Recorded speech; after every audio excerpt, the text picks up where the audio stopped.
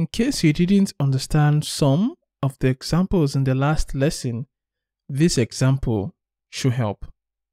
So I want to do some additions. I'm adding a class called inline, and the display will be inline. Now I'll change the display of the unordered list to be inline flex. What that means is that the outer display is inline while the inner display is flex. I'll come over here and set the class of the paragraph to be inline.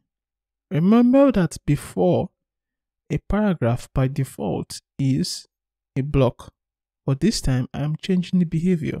Now I'll remove the class block from the span so that it behaves normal, and I think we're good to go. So let's look at this and understand why the website now looks like this. The first paragraph remains as usual. It's a block, so it expands the whole width. For the unordered list, because the outer display is now inline, it does no longer stretch to fill the container. It is just in the inline form, so it compresses and wraps around the list items. Now the list items are flex, and just like before, they arrange themselves in rows and wrap their content as well. So generally everything is just wrapped around.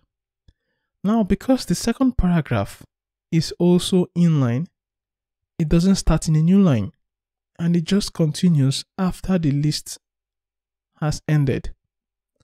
Normally, if this paragraph was in a block form, it will actually start in a new line. You can always go back to those descriptions of block and inline that you saw in earlier lessons to see the behaviors. Let us change some things. Let's say I remove inline from the paragraph. You find out that because a paragraph is block by default, it goes to a new line and expands to fill the container. If I make my unordered list a block, that means everything plus the list is a block. So you see the list itself stretches, and then each list item becomes a block as well. So this is the difference between a block box and an inline box.